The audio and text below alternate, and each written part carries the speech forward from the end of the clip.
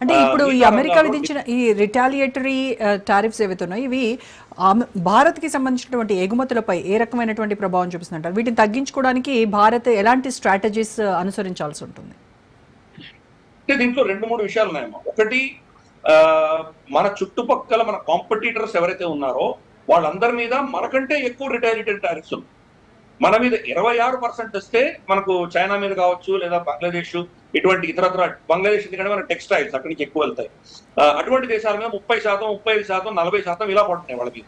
కాబట్టి వాళ్ళతో పోల్చి చూస్తే మనం వాళ్ళకి ఎగుమతి చేసేటువంటి వస్తువులన్నీ కూడాను వాళ్ళతో పోల్చి చూస్తే తక్కువ ధరలోనే ఉంటాయి. కాబట్టి అదొక అడ్వాంటేజ్ మనకు ఉంటుంది. రెండవది, మనకు ప్రత్యామ్నాయాలు ఉన్నాయి. మన దేశంలో ఏంటంటే మనం ఎక్స్పోర్ట్ ఆధారితమైనటువంటి దేశం కాదు. చైనా ఎక్స్పోర్ట్ ఆధారితమైన దేశం. వాళ్ళ జీడిపిలో చాలా సిగ్నిఫికెంట్ పార్ట్, ఆల్మోస్ట్ 20-25% వాళ్ళు ఎక్స్పోర్ట్ చేస్తేనే వాళ్ళ జీడిపి ఉంటుంది. మనకు అటువంటి పరిస్థితి కాదు. మనం ఎంత ఉత్పత్తి చేస్తామో అంత ఉత్పత్తిని మనమే కన్జ్యూమ్ చేస్తాం. ఇందాక ఫర్ ఇన్స్టెన్స్ పశు సంపద గురించి మనం మాట్లాడాం. మనం మన ప్రపంచంలోనే అందరికంటే ఎక్కువ పాలు ప్రొడ్యూస్ చేసేటువంటి దేశం అది. కానీ మన పాలు ఎంత ఎక్స్పోర్ట్ చేస్తున్నాం మనం, అది మనమే దాన్ని కన్జ్యూమ్ చేస్తున్నాం. పాలు కావచ్చు, దాని వెన్న, పెరుగు, నెయ్యి, ఎన్నో విధాలుగా దాన్ని మార్చుకుంటున్నాము, మనమే కన్జ్యూమ్ చేస్తున్నాం. కాబట్టి ఎక్స్పోర్ట్ మార్కెట్ మనకు ఎక్కువ పెద్దగా లేదు. పండ్లు తీసుకుందాము, బనానా కావచ్చు, యాపిల్ కావచ్చు, లేదా మనకు ఇతరత్ర మామిడి పండు కావచ్చు, ఇటువంటివన్నీ పండ్లలో కూడా ప్రపంచంలో 1వ స్థానంలో, 2వ, 3వ స్థానంలోనే ఉంటాం మనం ప్రొడక్షన్. కానీ గ్లోబల్ ట్రేడ్ మార్కెట్ మనం ఎక్కడా లేదు. కాబట్టి మనకు ఈ అమెరికా యొక్క దెబ్బలు మనకు చాలా తక్కువ తగ్గుతాయి. కొన్ని ఇండస్ట్రీస్ ఉన్నాయి, ఫార్మస్యూటికల్ ఇండస్ట్రీ కావచ్చు, లేదా కొంత డిఫెన్స్ ఇండస్ట్రీ కావచ్చు. డిఫెన్స్ ఇండస్ట్రీ మనకు బిగ్గెస్ట్ కస్టమర్ యాక్చువల్గా అమెరికా మన దగ్గర నుంచి చాలా కాంపోనెంట్స్ కొనుక్కుంటుంది, సబ్ కాంపోనెంట్స్ కొనుక్కుంటుంది.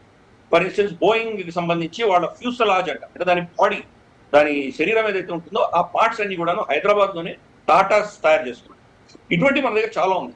వాళ్ళు కాంపోనెంట్స్ కొనుక్కుంటారు మన దగ్గర, దాన్ని వాళ్ళు అసెంబ్లీ చేసుకుంటారు. కాబట్టి మనం ఆ ఎక్స్పోర్ట్స్ అన్ని కూడా వాళ్ళకి ఇంట్రెస్ట్ కోసం వాళ్ళు టారిఫ్లు పెంచితే వాళ్ళకే నష్టం, మనకు పెద్ద వాళ్ళ లాభ నష్టాలు ఏం లేవు.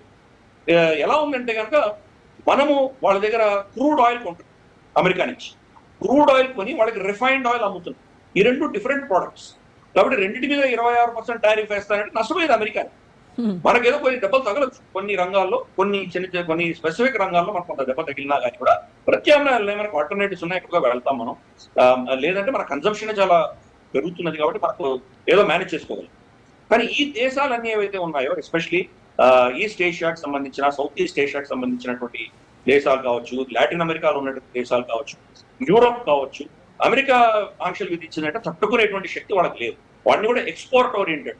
అమెరికా యొక్క ఇర్రెస్పాన్సిబుల్ కన్సంప్షన్ అంటే విచ్చలవిడి వాళ్ళు ఖర్చు పెట్టి దాన్ని వాడుకునేటువంటి ఒక సంస్కృతి అమెరికాలో ఉంది. కాబట్టి దానిని వీళ్ళు ఫీడ్ చేస్తారు. డొనాల్డ్ ట్రంప్ ఏం చేస్తున్నారు, అటువంటి సంస్కృతిని అస్త్రంగా వాడుకుంటున్నారు. మీరు మాకు అమ్మాలంటే మీరు ఈ ఫలానా రేటుకి రండి, లేకపోతే మీ మీద ట్యాక్స్ వేస్తారా? ఆ అమెరికాకి ఎందుకు అమ్మాలనుకుంటున్నారు వీళ్ళు? ఎందుకంటే అమెరికా కన్జ్యూమ్ చేస్తాం. ఈరోజు సగటు అమెరికన్ అంటే సంవత్సరానికి అతను $1,00,000 ఖర్చు పెడితే కనుక భారతదేశంలో $10,000 ఖర్చు పెడతాం. అంటే మనకంటే 10 రెట్లు ఎక్కువ కన్సంప్షన్ ఉంది. అంటే 1,00,000 ఊరికి నేను నంబర్ ఇచ్చాను నేను, అంటే అది అసలైన నంబర్ కాదు, ఊరికే చెప్పడానికి, ఉదాహరణ చెప్పడానికి. మనకంటే 10 రెట్లు ఎక్కువ కన్స్యూమ్ చేస్తారు. ఆ కన్సంప్షన్ సస్టైనబుల్ కన్సంప్షన్ కానే కాదు. అంత కనుక వాళ్ళు కన్స్యూమ్ చేస్తే కనుక ఎక్కడో ఒకటి అజీర్తి పట్టుకుంటుంది కదా. ఇప్పుడు సింపుల్ మనం అర్థం చేసుకునే ఎగ్జాంపుల్ తీసుకున్నాము. డామినోస్కో ఎక్కడో పిజ్జా హౌస్కో వెళ్ళారు మీరు, ఒక లార్జ్ పిజ్జా కొంటే ఇంకో ఎక్స్ట్రా లార్జ్ పిజ్జా ఫ్రీ అంటున్నారు. బాటమ్లెస్ కోక్ అంటున్నారు. ఎంత తినగలం, మన పొట్ట ఎంత తినగలదు? మహా అంటే సగం పిజ్జా తినగలదు, మిగతా సగం కాదు కదా ఇంకోటి ఎక్స్ట్రా ఇస్తున్నారు. నేను ఎలా తినాలి మనం? అమెరికన్ కల్చర్ అటువంటి అన్ని కూడా ఎక్సెస్ కన్సంప్షన్. మనకు అవసరం లేకపోయినా అమ్ముతారు. ప్రతి సంవత్సరము వాడు అమ్మాలి, వాడి సేల్స్ పెరగాలి కాబట్టి కొత్త కొత్త మోడల్స్ తీసుకొస్తారు. సెల్ ఫోన్లు కావచ్చు, లేదా మైక్రోసాఫ్ట్ టెక్నాలజీ కావచ్చు, ప్రతి సంవత్సరం కొత్త తీసుకొస్తారు. మనకేదో పాత మైక్రోసాఫ్ట్ 13 ఏదో పాతది ఉంది మన దగ్గర, అది చాలా మనకు పని నడిచిపోతాం. కాబట్టి కొత్త ఎందుకు కొనుక్కోవాలి మనం?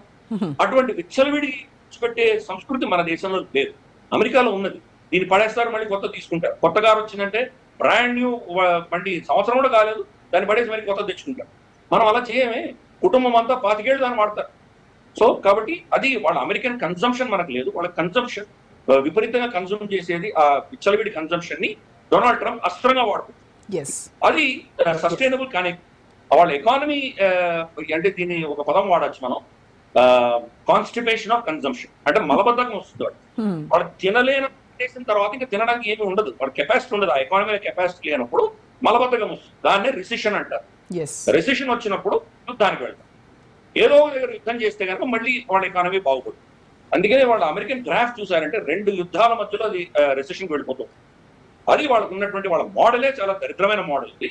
దాన్ని వెపనైజ్ చేసి మన మీద ఒత్తిడి తీసుకొస్తున్నారు. మనం దాన్ని చాలా నైపుణ్యంతో, చాకచక్యంతో మన ప్రభుత్వం, మోదీ గారు కావచ్చు, మన పీయూష్ గోయల్ గారు కావచ్చు, వీళ్ళందరూ కూడా చాలా చాకచక్యంగా వాళ్ళతో మైత్రి ఉన్నట్టుగానే డొనాల్డ్ ట్రంప్ గౌరవాన్ని ఎక్కడా కూడా తగ్గించకుండా, అగౌరవపరచకుండా చర్చలు చేస్తూ మన ఇంట్రెస్ట్ మనం కాపాడుకునే దిశగా మనం వెళ్తున్నాము.